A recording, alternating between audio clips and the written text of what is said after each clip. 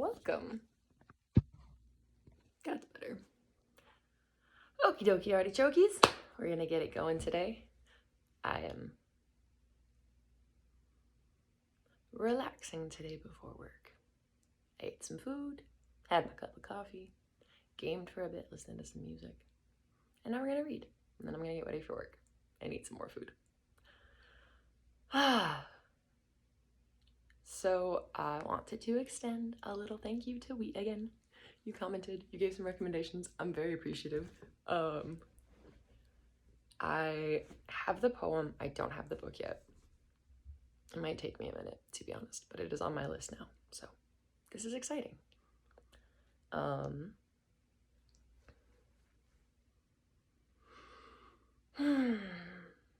get to drive a giant advertisement for my dealership, for the dealership I got my car from, because the car has had repeated issues, and like, not mechanical issues. The car runs fine. It runs really well, I think. There's something wrong with the computer switch and the emissions, so it's almost like cars aren't ecologically friendly. Who am I though?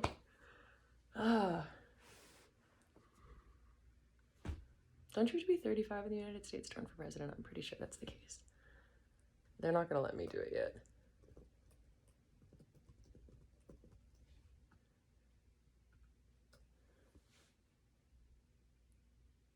Yeah. 35. So I can't run yet. I really wish someone would let me though, because I'd be D for 2024. Let's go. My first proposal, my absolute first proposal. I shouldn't be saying this on YouTube. Where my higher prioritized ones are not going to be verbalized yet because they are not going to be well received in the beginning.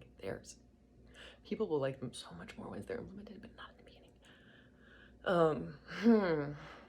Start talking about giving out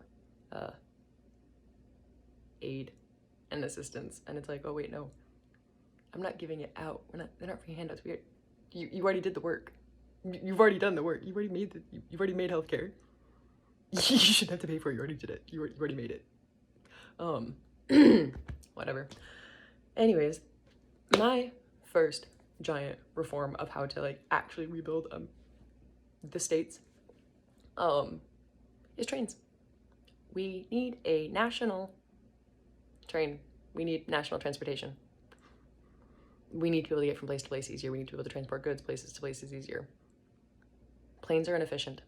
Planes are killing our planet and us.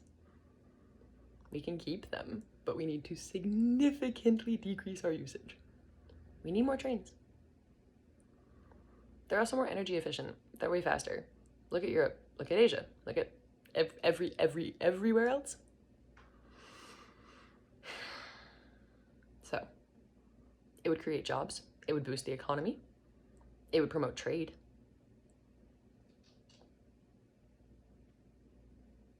Who's against it? Nobody. So, that's gonna be my writing platform. D for president for 2024. And trains. Public transportation. Everywhere. Let's redo America's infrastructure. That's what we want, right? We want jobs, we want to boost the economy, and we want to promote trade within. Bring jobs back to communities. Stop this food fucking shortage and isolation that we have. Get things to places better. Reconnect Middle America.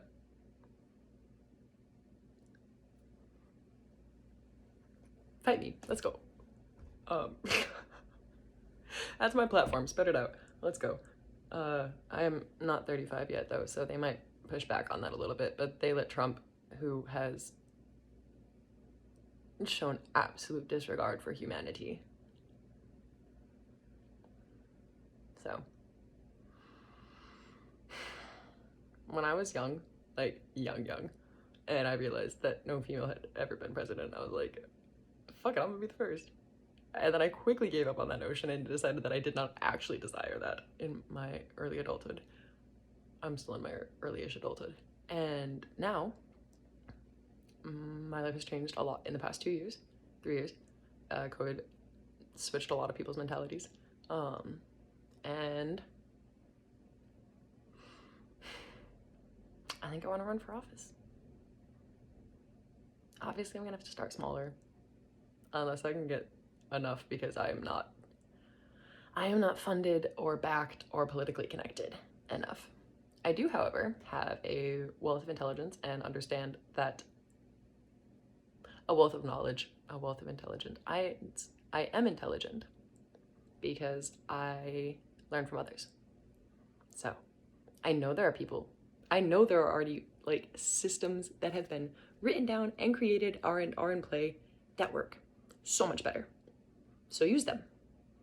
I don't need to have all the answers because I recognize that one person doesn't fix everything. It is through humanity's collaboration. So D can run for president for 2024 and just have a lot of really great people who support. I'm not gonna be the head of all this shit. I'm not the expert, not at all. But I'm really good at organizing. I'm really good at looking at practicalities and figuring out what needs to be efficiently put first. I'm really good at that. I'm really good at knowing if people are aligned with the same goals, because our current goal in general society is to make money. Making money doesn't do shit for humanity. Making money doesn't feed people. Making money doesn't, if those aren't your goals, I think I said this other, if your end goals are not to actually help people, if your end goal is not to feed people and your end goal is just to make money so you can feed people, then you're never going to take that second step. That second step is just going to keep getting sidelined, because your primary goal is always going to be something different than the goal you're claiming as your primary, because it's not. Your primary goal is to make money. So we need people whose primary goals are not to make money, whose primary goals are to help people, to sustain people, to create systems. Those are the goals that we need. And I'd like to think that I'm quite adept at recognizing when people share those goals and making sure that those goals are at the forefront. A little bit of a guiding hand. I'm not the expert at all. Well researched. Still learning a lot.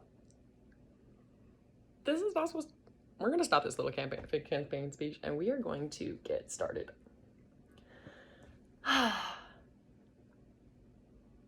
Bienvenue to our daily dose of moi. Okay. So the poem that was recommended is Kaleidoscope by Douglas Dunn. I do not have it in paper copy. We're just gonna appreciate that.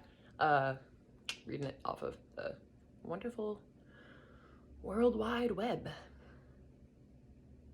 World Wide Web has less syllables than www. English is fun.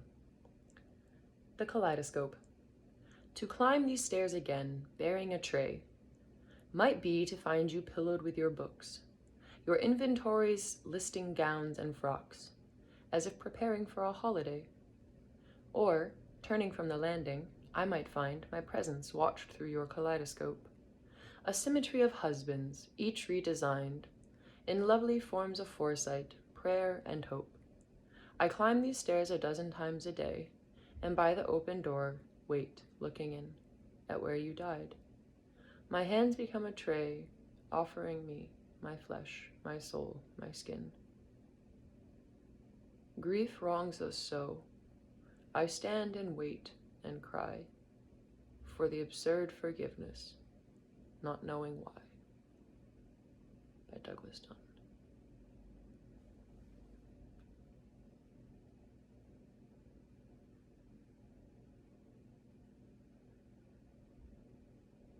Interesting.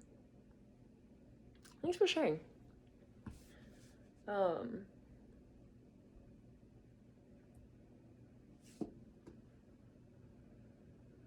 think I want to make I always say I want to make them short and then I don't. Um,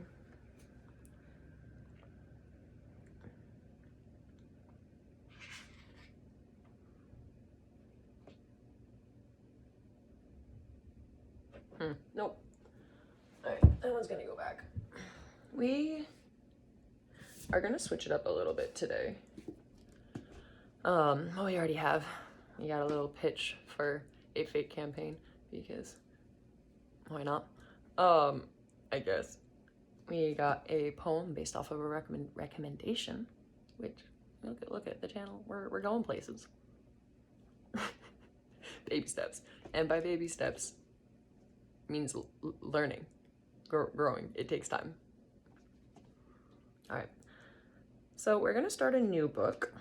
It's called This Is Your Mind on Plants by Michael Pollan, which I personally find funny, but it's Pollan, not Ian, so. The irony I appreciate. I think it's irony.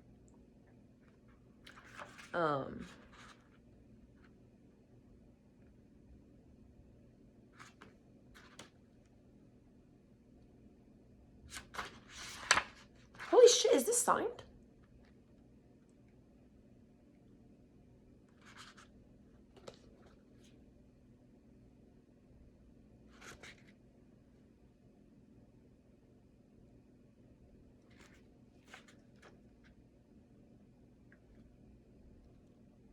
Sorry. I'm pretty sure I bought this on Amazon. So either somebody fake signed it or he did. That's fun. Michael Pollan, Mind on Plants, MP. I don't actually know, but that's definitely an MP. Fun. Holy hell. Okay. This is your mind on plants.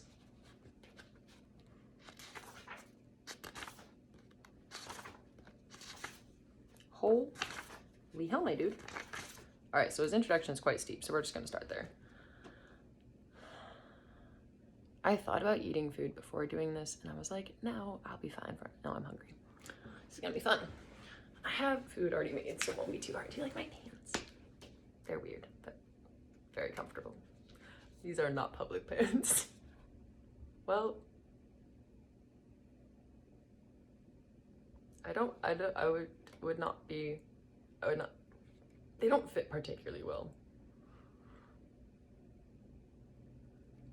I'm very different on my inside clothes, my outside clothes, because it's not even that it's like public versus not, because I'm wearing them on this and I don't care. I don't think I'd care if even everyone watched it. But I would not wear these outside. I wouldn't go grocery shopping in these. I wouldn't have fun doing that. Mostly because I think they don't fit well. They're really comfy to sleep in and lounge around in. Alright, anyways. Whoo, we got this. Introduction. This is Your Mind on Plants, Michael Pollan. The point is not for me to talk at the camera. The point is for me to read the books. Of all the many things humans rely on plants for, sustenance, beauty, medicine, fragrance, flavor, fiber, surely the most curious is our use of them to change consciousness. To stimulate or calm, to fiddle with or completely alter the qualities of our mental experience. Like most people, I use a couple of plants this way on a daily basis. Every morning, without fail, I begin my day by preparing a hot water infusion of one of two plants that I depend on, and dependent I am, to clear the mental fog, sharpen my focus, and prepare myself for the day ahead. We don't usually think of caffeine as a drug, or our daily use of it as an addiction, but that is only because coffee and tea are legal and our dependence on them is socially acceptable. So then, what exactly is a drug? And why is making tea from the leaves of Camellia sinensis uncontroversial, while doing the same thing with the seed heads of Papaver somniferum is, as I discovered to my peril, a federal crime? All who try to construct a sturdy definition of drugs eventually run aground. Is chicken soup a drug? What about sugar? Artificial sweeteners? Chamomile tea. How about a placebo? If we define a drug simply as a substance we ingest that changes us in some way, whether in body or in mind, or both, then all those substances surely qualify. But shouldn't we be able to distinguish foods from drugs? Personally, I think I mentioned this. I think food is a drug. I think by the understanding of what we think a drug is, food is. There's simply it's a range on how large the effect is on the body and on the mind. Food is a drug. It's just one that we have spent our entire lives daily dosing on so that we learn how to manage it. When you feed a baby, it sleeps because we give it something, not always, but like that is one of the effects of food, is it makes you tired. And then they take a nap. Some cultures have set that up in their society, but at least here in this side of the world, unfortunately, we eat food and we don't take naps. We've practiced how to manage that dose. It's all about management. Some of them need much smaller amounts than others. It's all about knowing what the effects are and how to use them well, not just use. So that's my personal opinion on difference in foods and drugs. I don't really think there is one. Faced with that very dilemma, the Food and Drug Administration punted, offering a circular definition of drugs as articles other than food. It's not a definition. That's like the most vagary bullshit. That are recognized in the pharmacopoeia, that is, as drugs by the FDA. Not much help there. Things become only slightly clearer when the modifier illicit is added. An illicit drug is whatever a government decides it is. It can be no accident that these are almost exclusively the ones with the power to change consciousness. Or perhaps I should say, with the power to change consciousness in ways that run counter to the smooth operations of society and the interests of the powers that be. The smooth operation of society is not for society. It is for the powers that be. As an example, coffee and tea, which have amply demonstrated their value to capitalism in many ways, not least by making us more efficient, I'm putting those quotations, workers are in no danger of prohibition, while psychedelics, which are no more toxic than caffeine and considerably less addictive, have been regarded, at least in the West since the mid-1960s, as a threat to social norms and institutions. Because psychedelics, this is me speaking, not Michael Pollan, the psychedelics run counter to the smooth operation of society for the powers that be, because psychedelics reconnect you.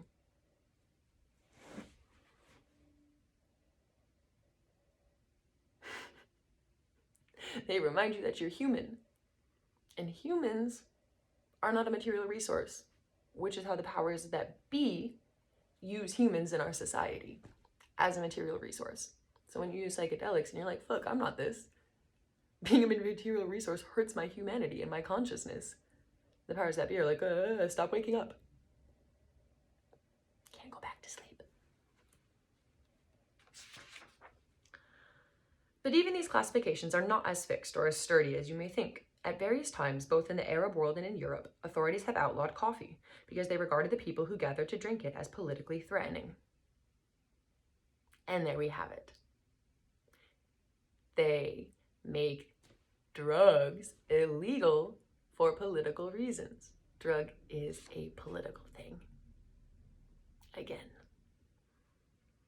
if they threaten the powers that be, and we should be threatening the powers that be because the powers that be threaten our lives every single goddamn minute of every single day. All the time, constantly. Inflation, gas prices, food prices, housing prices. How about the fact that we have to work 40 hours a week and still not be able to live? There's a significant percentage of the New York City, in the 5 boroughs, the homeless population there that is living in shelters, not the ones on the streets, the ones that are documented in shelters. There's a significant percentage. The number was 30%. This was a while ago. I'm not sure what it is anymore. 30% of all registered homeless people, adults, had a full-time job, worked at least or more than 40 hours a week, and they were living in a shelter. So if the powers that be are not threatening us through those actions. Those are threats. Homelessness is a threat. Starvation is a threat. We have it. We have homes. We have food. They are threatening you that you are not allowed to have it if you do not act and perform as the material resource that they want you to. So yeah, we should be threatening the powers that be.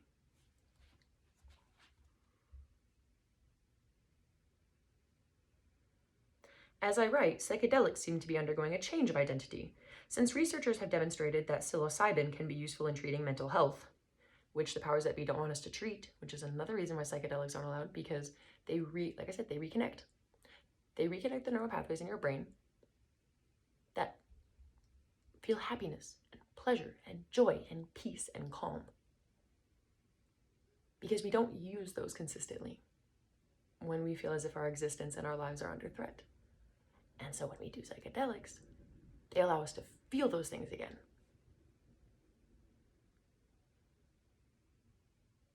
They help our mental health. Our body needs, we have to tell our body sometimes how to process happiness. Especially if we have spent decades not. Some psychedelics will probably soon become FDA-approved medicines, that is, recognized as more helpful than threatening to the functioning of society. Again, this happens to be precisely how indigenous people have always regarded these substances.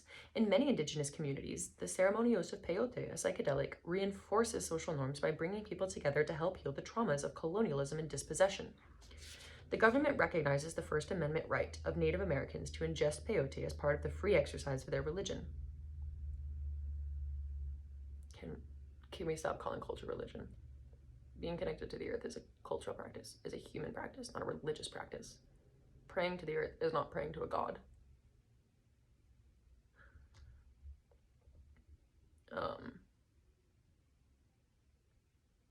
But under no circumstance do the rest of us enjoy that right, even if we use peyote in a similar way. So here's a case where it is the identity, it might be peyote as well.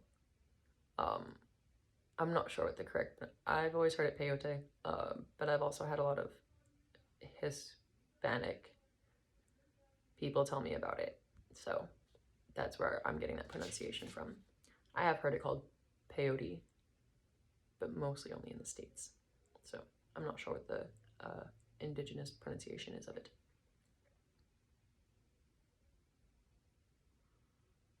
So here is a case where it is the identity of the user rather than the drug that changes its legal status. Nothing about drugs is straightforward.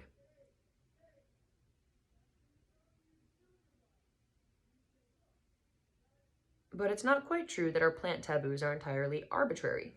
As these examples suggest, societies condone the mind-changing drugs that help uphold society's rule, and ban the ones that are seen to undermine it.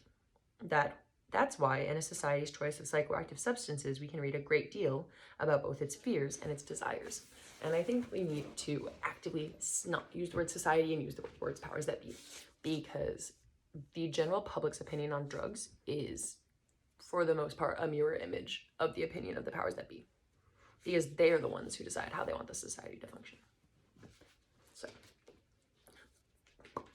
ever since I took up gardening as a teenager and attempted to grow cannabis, I have been fascinated by our attraction to these powerful plants, as well as by the equally powerful taboos and fraught feelings with which we surround them. I've come to appreciate that when we take these plants into our bodies and let them change our minds, we are engaging with nature in one of the most profound ways possible. There is scarcely a culture on Earth that hasn't discovered in its environment at least one such plant or fungus, and in most cases a whole suite of them that alters consciousness in one of a variety of ways. Through surely a long and perilous trial and error, humans have identified plants that lift the burden of physical pain, render us more alert or capable of uncommon feats, make us more sociable, elicit feelings of awe or ecstasy, nourish our imagination, transcend space and time, occasional dreams and visions and mystical experiences, and bring us into the presence of our ancestors or gods.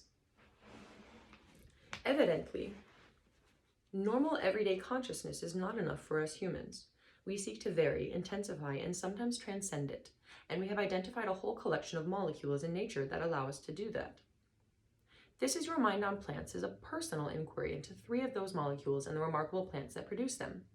the morphine in the opium poppy, the caffeine in coffee and tea, and the mescaline produced by the peyote and San Pedro cacti.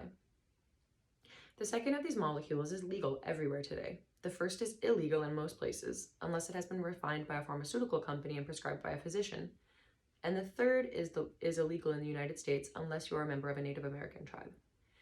Each represents one of the three broad categories of psychoactive compounds: the downer, opium, the upper, caffeine, and what I think of as the outer, mescaline. Or, to put it a bit more scientifically, I profile here a sedative, a stimulant, and a hallucinogen. Taken together, these three plant drugs cover much of the spectrum of the human experience of psychoactive substances, from the everyday use of caffeine, the most popular psychoactive drug on the planet, to the ceremonial use of mescaline by indigenous people, to the age-old use of opiates to relieve pain. That particular chapter is set during the drug war, at a topsy-turvy moment when the government was paying more attention to a bunch of gardeners growing poppies in order to brew a mild narcotic tea than it was to a pharmaceutical company that was knowingly addicting millions of Americans to its FDA-approved opiate, OxyContin.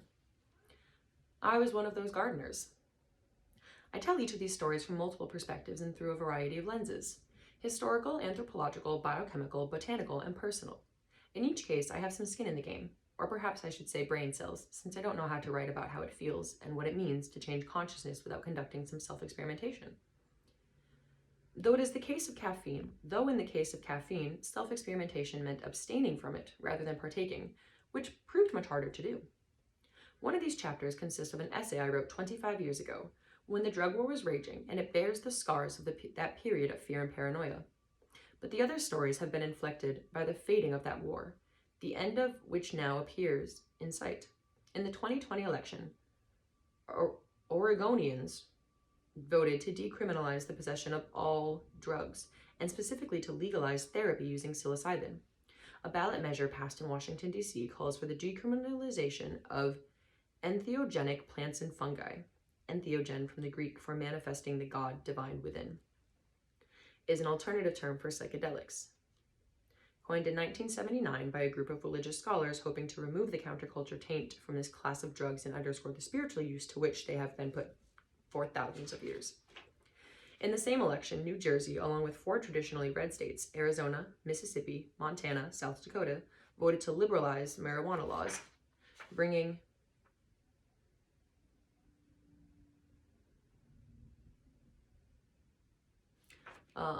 there was a footnote on the word decriminalize, and it says decriminalize is a bit of a misnomer.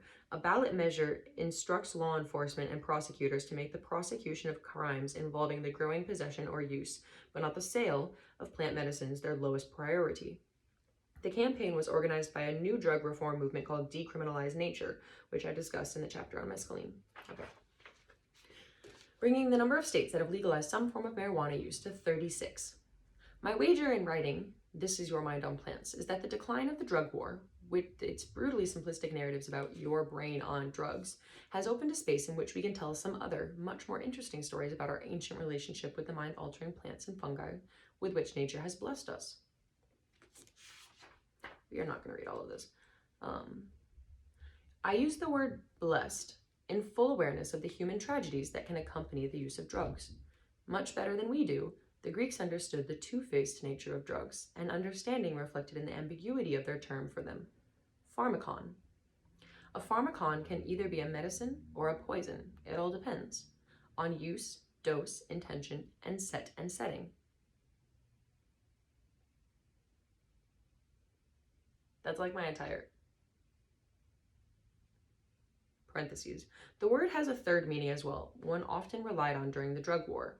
A pharmakon is also a scapegoat, something for a group to blame its problems on. End of parentheses. Drug abuse is certainly real, but it is less a matter of breaking the law than of falling into an unhealthy relationship with a substance, whether licit or illicit, one in which the ally or medicine has become an enemy. The same opiates that killed some 50,000 Americans by overdose in 2019 also make surgery endurable and ease the passage out of this life. Surely that qualifies as a blessing. We're gonna pause there. I need a bookmark. I'll be back.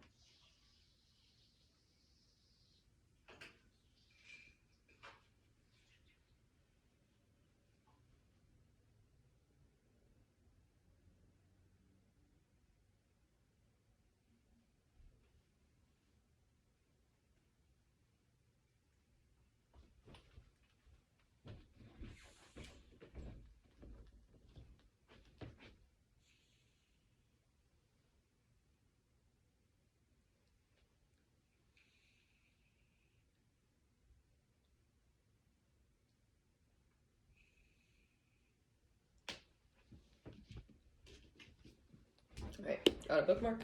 Moving on. Keeping it pushing. Wow.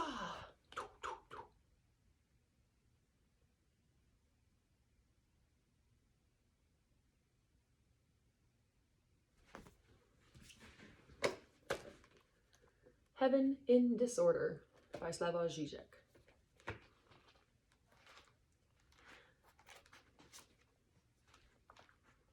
Chapter 25.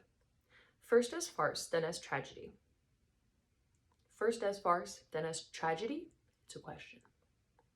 We all know Marx's remark that history repeats itself first as a tragedy and then as a farce. Marx had in mind the tragedy of the fall of Napoleon I, and the latter farce of the reign of his nephew Napoleon III. Back in the 1960s, Herbert Marcuse remarked that the lesson of Nazism seems to be the opposite one. First as a farce, throughout the 1920s, Hitler and his gang were mostly taken as a bunch of marginal political clowns, then as a tragedy, when Hitler effectively took power. The storming of the US Capitol by a pro-Trump mob in January 2021 obviously wasn't a serious coup attempt, but a farce. Jake Angeli, a QAnon supporter now known to many of us as the guy who entered the Capitol wearing a horned Viking hat, personifies the fakeness of the entire mob of protesters. Viking warriors are associated with horned helmets in popular culture, but there is no evidence that Viking helmets really had horns. Such helmets were invented by early 19th century Romantic imagination. So much for the authenticity of the protesters. What happened at the Capitol was not a coup attempt, but a carnival. As Russell Sibriglia commented on the events, could there possibly be a better exemplification of the logic of the theft of enjoyment than the mantra that Trump supporters were chanting while storming the Capitol? Stop the steal! The hedonistic, carnivalesque nature of the storming of the Capitol to stop the steal wasn't merely incidental to the attempted insurrection, insofar as it was all about taking back the enjoyment, supposedly, stolen from them by the nation's others, i.e. blacks, Mexican, Muslims, LGBTQ+, etc. The element of carnival was absolutely essential to it. The idea that the carnival can serve as a model for progressive protest movements, with such protests being carnivalesque not only in their form and atmosphere, theatrical performances, humorous chants, but also in their non-centralized organization, is deeply problematic. Is late capitalist social reality itself not already carnivalesque?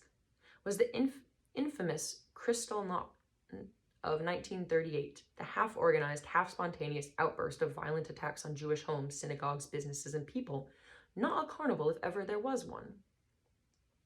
Furthermore, is carnival not also the name for the obscene underside of power, from gang rapes to mass lynchings?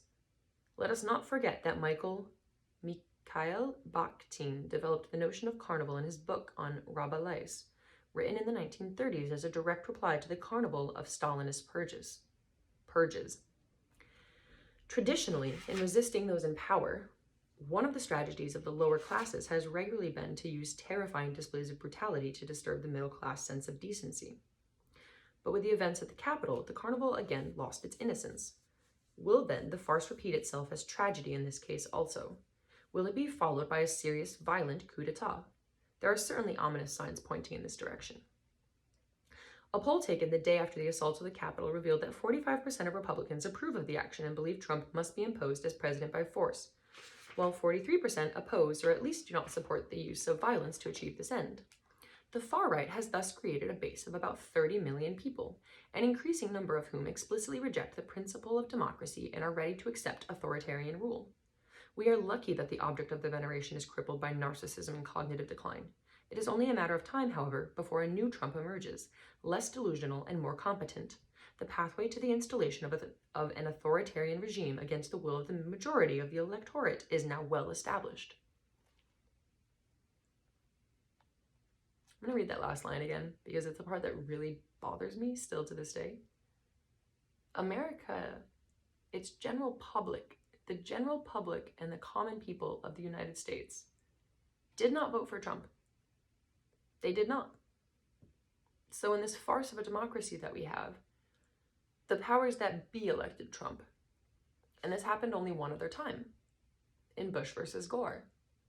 So twice, Now, the powers that be have shown us and have set the precedent for and reinforced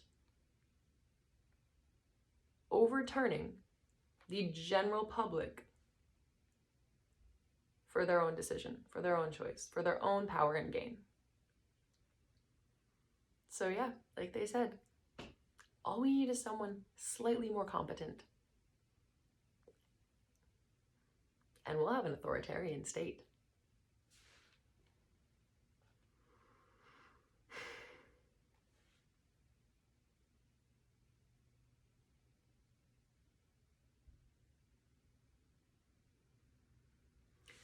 It is only a matter of time, however, before a new Trump emerges, less delusional and more competent. The pathway to the installation of an authoritarian regime against the will of the majority of the electorate is now well established.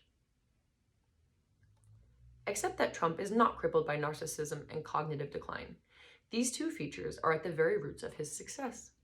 His followers' basic stance of a cognitive decline, of denying the true impact of the COVID-19 pandemic, of global warming, of racism and sexism in the United States, of believing that if there are any serious threats to the American way of life, they must be the result of a conspiracy. Out of this decline emerged a substantial radical right movement, whose class base is, as in fascism, a combination of lower middle class white workers afraid of losing their privileges and their discreet billionaire enablers. Was the US state apparatus really disturbed by the Capitol intrusion? It may seem so. America's most senior General Mark Milley and the entire Joint Chiefs of Staff, which is comprised of the heads of each military branch, issued a statement on Tuesday, January 12th, condemning the violent invasion of the US Capitol last week and reminding service members of their obligation to support and defend the Constitution and reject extremism. There are hidden traces of solidarity between authorities and the protesters. As many noted, just imagine how much more brutal the authorities would be if BLM protesters were to lay siege on the Capitol. The protesters were not defeated. They simply went home, as Trump advised them, and congregated in a nearby bar to celebrate their act. According to one commentator, I wanted to talk about that part of like how they just went to the bar to celebrate, because I was in some of the protests of BLM of 2020, and I was in some of them where they didn't use rubber bullets on us or tear gas. They just beat us openly, publicly, without regard. The NYPD would barricade people and like corral them into a block, cut off the end of the block off the end of the block, so that there was nowhere to go, and then they just beat you. They'd have their bikes and they just beat everyone with batons and bikes. They held the door for the motherfuckers in the Capitol. According to one commentator, most of the Capitol, I'm smiling because I saw the news on those. I saw what the news said about those protests. I'm also going to say that there were repeat law officials who did the looting.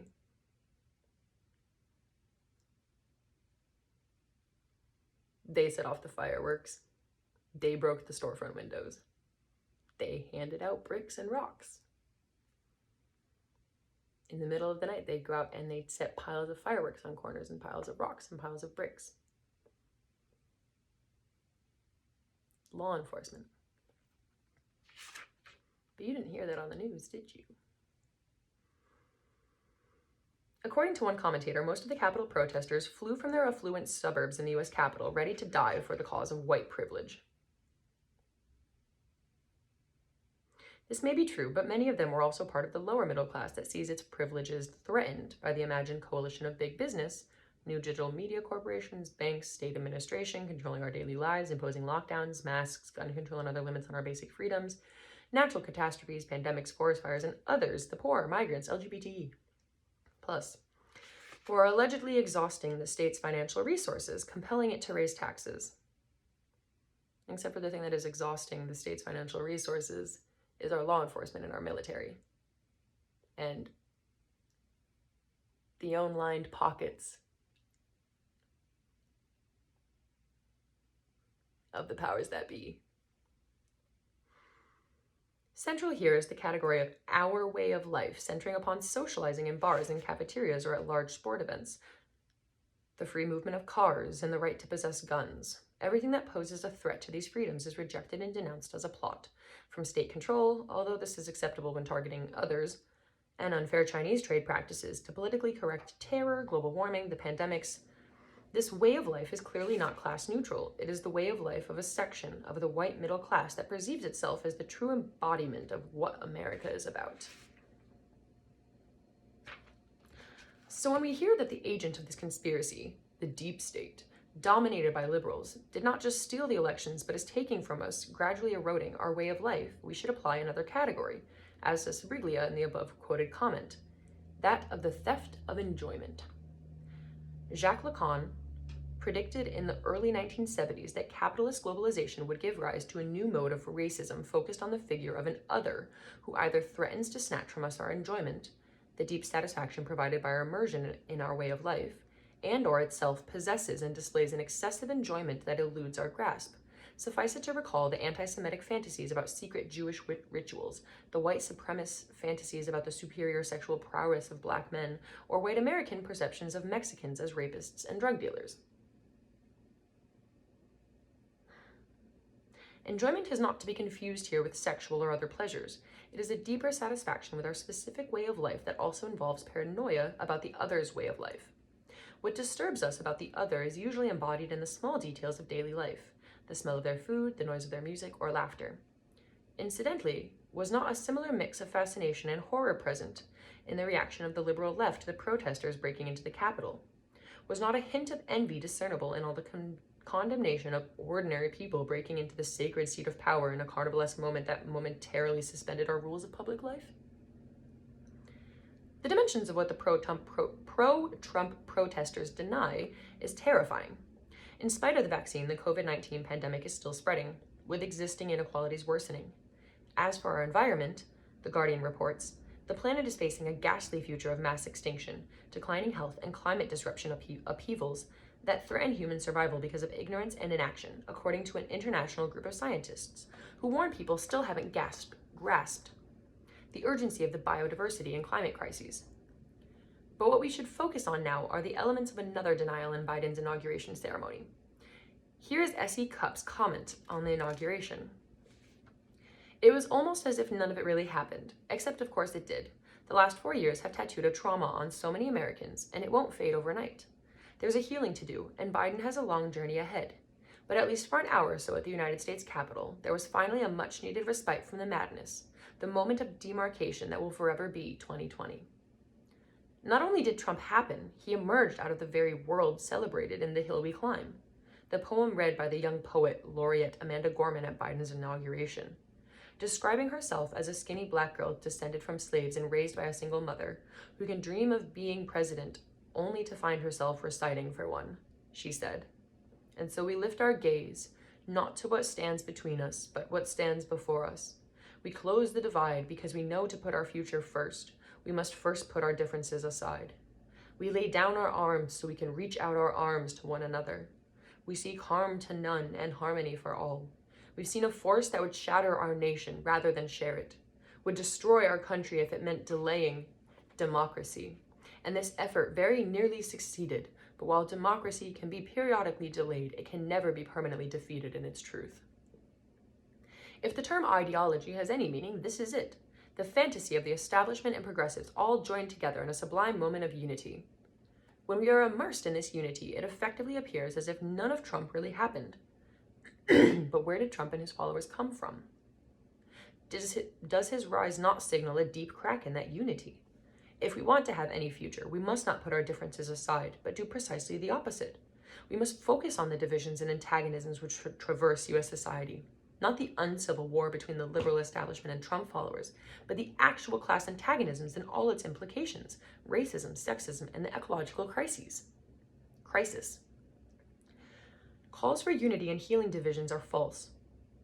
Trump as such stands for a radical division, for us against them, the enemies of the people. And the only proper way to beat him is to demonstrate that his division is a false one, that he is really one of them, a creature of the establishment swamp. And to replace this division with a more radical and true one, the establishment in all its faces against the broad unity of all emancipatory forces.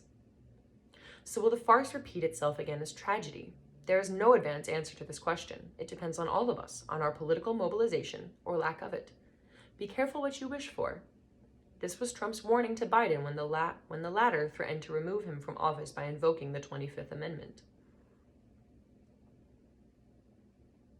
Maybe Trump himself should have been more careful in wishing for the support of far-right protesters.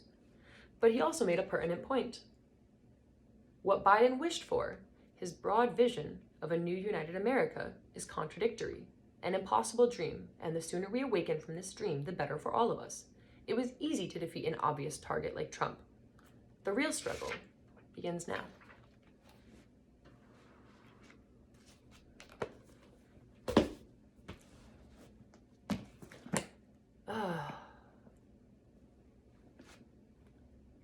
Douglas Adams in The Ultimate Hitchhiker's Guide to the Galaxy. And we're gonna go ahead and start. My feet are falling asleep. This is fun.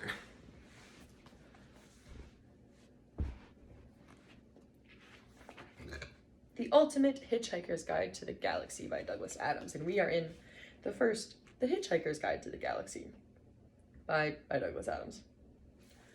Chapter 30. So there you have it, said Slardabart, making a feeble and perfunctory attempt to clear away some of the appalling mess of his study. He picked up a piece of paper from the top of a pile, but then couldn't think of anywhere else to put it, so he put it back on top of the original pile, which promptly fell over. Deep thought designed the earth. We built it, and you lived on it. And the Vogons came and destroyed it 5 minutes before the program was completed, added Arthur not unbitterly. Yes, said the old man, pausing to gaze hopelessly around the room. 10 million years of planning and work, gone, just like that. 10 million years, Earthmen. Can you conceive of that kind of time span? A galactic civilization could grow from a single worm 5 times over in that time. Gone. He paused. Well, that's bureaucracy for you, he added. You know, said Arthur thoughtfully, all this explains a lot of things. All through my life, I've had this strange, unaccountable feeling that something was going on in the world, something big, even sinister, and no one would tell me what it was. No, said the old man, that's just perfectly normal paranoia. Everyone in the universe has that. Everyone? Said Arthur. Well, if everyone has that, perhaps it means something. Perhaps somewhere outside the universe we know. Maybe, who cares, said Slardabart fast before Arthur got too excited. Perhaps I'm old and tired, he continued, but I always think that the chances of finding out what really is going on are so absurdly remote that the only thing to do is to say, hang the sense of it and just keep yourself occupied. Look at me, I design coastlines. I got an award for Norway. He rummaged around in a pile of debris and pulled out a large plexiglass block with his name on it and a model of Norway molded into it. Where's the sense in that, he said. None that I've been able to make out. I've been doing fjords all my life. For a fleeting moment, they became fashionable, and I get a major award. He turned it over in his hands with a shrug and tossed it aside carelessly, but not so carelessly that it didn't land on something soft. In this replacement Earth we're building, they've given me Africa to do, and of course I'm doing it with all fjords again, because I happen to like them, and am old-fashioned enough to think that they give a lovely Baroque feel to a continent. And they tell me it's not equatorial enough. Equatorial, he gave a hollow laugh. What does it matter? Science has achieved some wonderful things, of course, but I'd far rather be happy than right any day. And are you? No, that's where it all falls down, of course. Pity, said Arthur with sympathy. It sounded like quite a good lifestyle otherwise. Somewhere on the wall a small white light flashed. Come, said Slardabart fast. You are to meet the mice. Your arrival on the planet has caused considerable excitement. It has already been hailed, so I gather, as the third most improbable event in the history of the universe.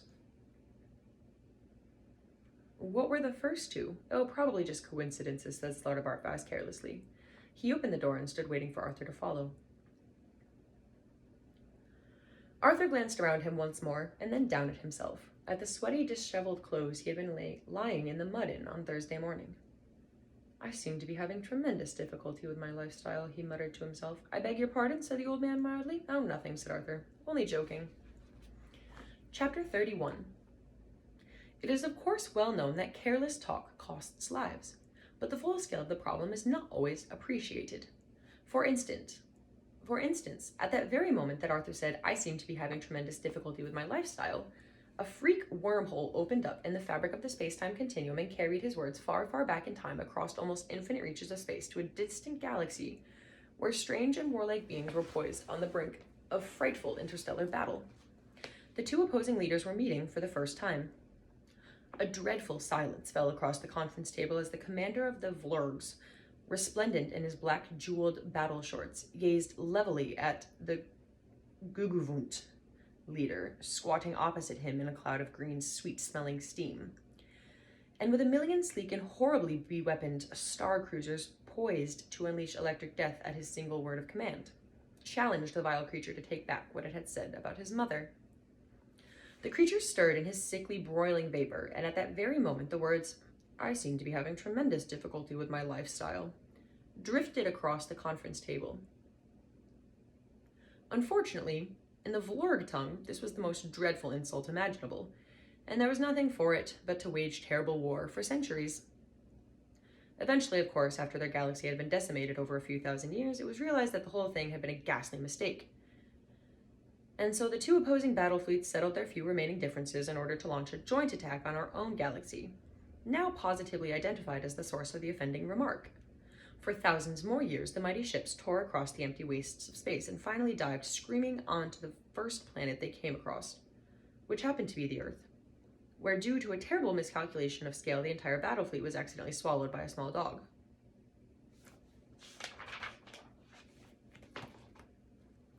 Those who study the complex interplay of cause and effect in the history of the universe say that this sort of thing is going on all the time, but that we are powerless to prevent it. It's just life, they say. A short air car trip brought Arthur and the old Magrathian to a doorway. They left the car and went through the door into a waiting room full of glass-topped tables and plexiglass awards. Almost immediately, a light flashed above the door on the other side of the room, and they entered. "Arthur, you're safe," a voice cried. "Am I?" said Arthur, rather startled. "Oh, good." The lighting was rather subdued, and it took him a moment or so to see Ford, Trillian, and Zaphod sitting around a large table beautifully decked out with exotic dishes, strange sweetmeats, and bizarre fruits. They were stuffing their faces. "What happened to you?" demanded Arthur. "Well," said Zaphod, attacking a boneful of grilled muscle, "our guests here have been gassing us and zapping our minds and being generally weird, and have now given us a rather nice meal to make it up to us. Here," he said, hoiking out a lump of evil-smelling meat from a bowl. "Have some vegan rhino's cutlet. It's delicious, if you happen to like that sort of thing."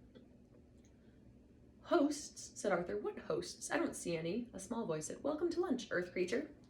Arthur glanced around and suddenly yelped. "Ugh!" he said. "There are mice on the table." There was an awkward silence as everyone looked pointedly at Arthur. He was busy staring at two white mice sitting in what looked like whiskey glasses on the table. He heard the silence and glanced around at everyone. "Oh," he said with sudden realization. "Oh, I'm sorry. I wasn't quite prepared for. Let me introduce you," said Trillian. "Arthur, this is Benji Mouse." "Hi," said one of the mice. His whiskers stroked what must have been a touch-sensitive panel on the inside of his whiskey glass-like affair, and it moved forward slightly. "And this is Frankie Mouse." The other mouse said, "Pleased to meet you," and did likewise. Arthur gaped. "But aren't they—" "Yes," said Trillian. "They are the mice I brought with me from the Earth." She looked him in the eye, and Arthur thought he detected the tiniest resigned shrug. "Could you pass me that bowl of grated Arcturian megadonkey?" she said. Slartibartfast coughed politely. Excuse me," he said. "Yes, thank you, Slartibartfast," said Benji Mouse sharply. "You may go."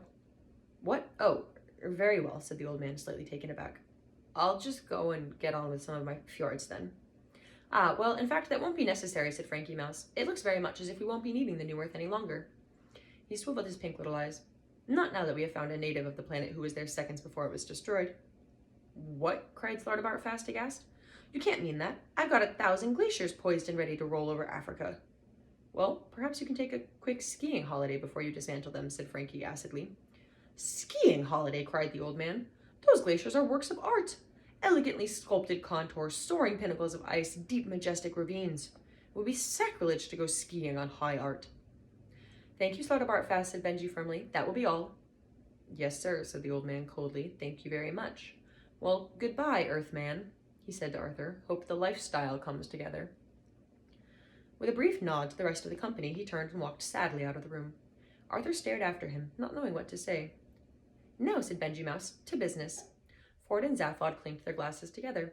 To business, they said. I beg your pardon, said Benji. Ford looked around. Sorry, I thought you were proposing a toast, he said. The two mice scuttled impatiently around in their glass transports. Finally, they composed themselves, and Benji moved forward to address Arthur. Now, Earth creature, he said, the situation we have in effect is this. We have, as you know, been more or less running your planet for the last 10 million years in order to find this wretched thing called the question to the ultimate answer. Why? Said Arthur sharply. No, we already thought of that one, said Frankie, interrupting, but it doesn't fit the answer. Why? 42. You see, it doesn't work. No, said Arthur. I mean, why have you been doing it? Oh, I see, said Frankie. Well, eventually just habit, I think, to be brutally honest. And this is more or less the point. We're sick to the teeth with the whole thing, and the prospect of doing it all over again on account of those win-it-ridden Vogons quite frankly gives me the screaming heebie-jeebies. You know what I mean? It was by the merest lucky chance that Benji and I finished our particular job and left the planet early for a quick holiday, and have since manipulated our way back to Magrathea by the good offices of your friends. Magrathea is a gateway back to our own dimension, put in Benji. Since then, continued his Maureen colleague, we have had an offer of a quite enormously fat contract to do the 5D chat show and lecture circuit back in our own dimensional neck of the woods, and we're very inclined to take it. I would, wouldn't you, Ford, said Zappa promptingly. Oh yes, said Ford, jump at it like a shot. Arthur glanced at them, wondering what all this was leading up to. But we've got to have product, you see. I mean, ideally, we still need the question to the ultimate answer in some form or other. Zaphod leaned forward to Arthur. You see, he said, if they're just sitting there in the studio looking very relaxed and, just mentioning that they happen to know the answer to life, the universe, and everything, and then eventually have to admit that, in fact, it's 42, then that show's probably quite short. No follow-up, you see. We have to have something that sounds good, said Benji. Something that sounds good, exclaimed Arthur. A question to the ultimate answer that sounds good. From a couple of mice. The mice bristled. Well, I mean, yes, idealism, yes, the dignity of pure research, yes, the pursuit of truth in all its forms, but there comes a point, I'm afraid, where you begin to suspect that if there's any real truth, it's that the entire multidimensional infinity of the universe is almost certainly being run by a bunch of maniacs. And if it comes to a choice between spending yet another 10 million years finding that out, and on the other hand, just taking the money and running, then I, for one, could do with the exercise, said Frankie. But, started Arthur hopelessly. Hey, will you get this, Earthman? Interrupted Zaphod. You are the last generation product of that computer matrix, right? And you were there right up to the moment your planet got the finger, yeah? So your brain was an organic part of the penultimate configuration of the computer program, said Ford, rather lucidly, he thought. Right? Said Zaphod. Well, said Arthur doubtfully, he wasn't aware of ever having felt an organic part of anything. He had always seen this as one of his problems. In other words, said Benji, steering his curious little vehicle right over to Arthur, there's a good chance that the structure of the question is encoded in the structure of your brain. So we want to buy it off you. What, the question? Said Arthur. Yes, said Ford and Trillian. For lots of money, said Zaphod. No, said Frankie. It's the brain we want to buy. What? Well, who would miss it? Inquired Benji. I thought you could just read his brain electronically, protested Ford. Oh, yes, said Frankie, but we'd have to get it out first. It's got to be prepared. Treated, said Benji. Diced. Thank you, shouted Arthur, tipping up his chair and backing away from the table in horror. It could always be replaced, said Benji reasonably, if you think it's important. Yes, an electronic brain, said Frankie. A simple one would suffice. A simple one, wailed Arthur. Yeah, said Zaphod with a sudden evil grin. You just have to program it to say what, and I don't understand, and where's the T? Who'd know the difference? What? Cried Arthur, backing away still farther. See what I mean? Said Zaphod and howled with pain because of something that Trillian did at that moment. I'd notice the difference, said Arthur. No, you wouldn't, said Frankie Mouse. You'd be programmed not to. Ford made for the door. Look, I'm sorry, mice, old lads. I don't think we've got a deal. I rather think we have to have a deal, said the mice in chorus, all the charm vanishing from their piping little voices in an instant. With a tiny whining shriek, their two glass transports lifted themselves off the table and swung through the air toward Arthur, who stumbled farther backward into a blind corner, utterly unable to cope or think of anything. Trillian grabbed him desperately by the arm and tried to drag him toward the door, which Ford and Zaphod were struggling to open. But Arthur was dead weight. He seemed hypnotized by the airborne rodents swooping toward him. She screamed at him, but he just gaped. With one more yank, Ford and Zaphod got the door open. On the other side of it was a small pack of rather ugly men who they could only assume were the heavy mob of Magrathea. Not only were they ugly themselves, but the medical equipment they carried with them was also far from pretty. They charged. So, Arthur was about to have his head cut open, Trillian was unable to help him, and Ford and Zaphod were about to be set upon by several thugs a great deal heavier and more sharply armed than they were. All in all, it was extremely fortunate that at that moment, every alarm on the planet burst into an ear-splitting din. And that, my friends, is where we are going to stop. Friends, folks, people, humans, fellows. Thanks for joining me. Thanks for reading with me. Thanks for letting me monologue and do all that other dumb shit that I do. We will see you next time. Glad to share with you this daily dose. Till next time. Deuces.